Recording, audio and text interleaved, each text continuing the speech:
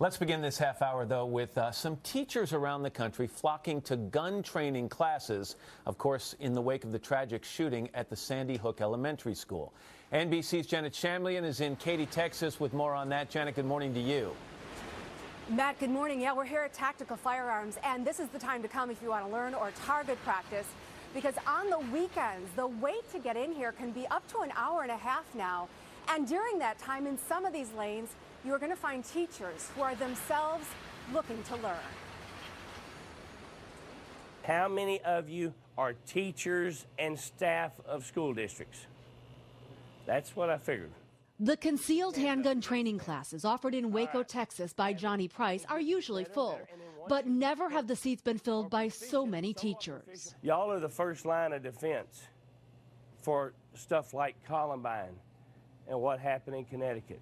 Price has been waiving the $85 fee for educators since the Sandy Hook murders. Fire! And the response has been overwhelming. Fire! We've had over 300, and today adds up closer to 400 now, and so it kind of grew faster and quicker than I ever dreamed it would grow. You're not moving this hand. Andrea Holdbrook is learning the ABCs of pulling the trigger. She's a high school English teacher who now believes she must also know the language of safety. I think that it's important for me to get prepared in case I ever do have to defend myself or my students. You're going to grab it, grip it, and then rip it. Across the country, classes like this have been packed with teachers looking to learn. Some have no interest in carrying a gun in the classroom. However, many believe arming a few would make all less of a target. It should be something that's not publicized. They're kind of like an air marshal. Somebody is, there, but you don't know who it is. And yet the idea of putting a weapon like this in the same room as a child has some parents outraged. I don't agree with it at all as far as, it's enough violence. So I think it's showing the kids that violence is okay.